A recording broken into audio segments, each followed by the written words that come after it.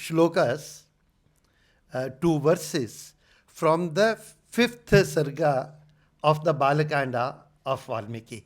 In fact, when we first read those two long ago, in fact, that whole Sarga, 5th, 6th and 7th, if you read, I was surprised that people in India at the time of Ramayana are talking about roads in this kind of vocabulary.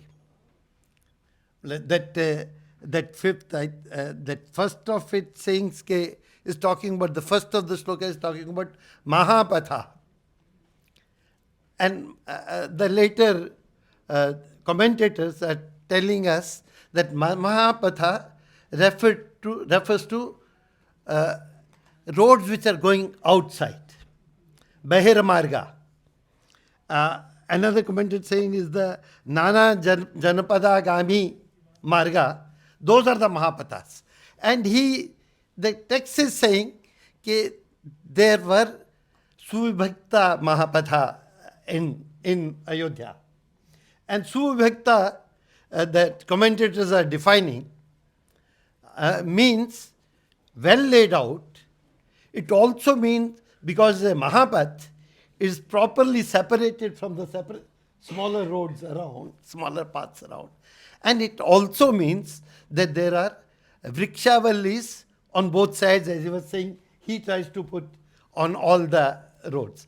And then they're differentiating it from the Rajamargas, which are inside the.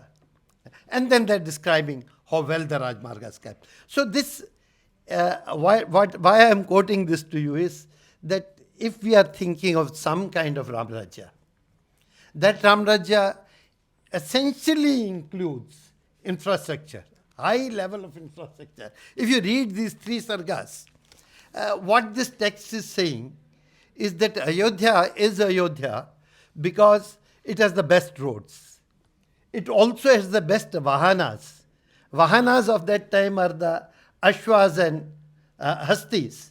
And it's saying that any part of the world, anywhere, the best species of horses and best species of elephants that are available anywhere in the world, those are also present in Ayodhya.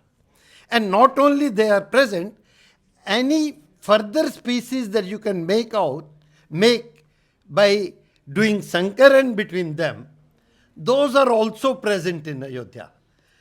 So that is the kind of technology, that is kind of science. And I'm very pleased that our Manya Nitin Gadkari ji actually is looking at the world. He began with his Sarvange Vikas.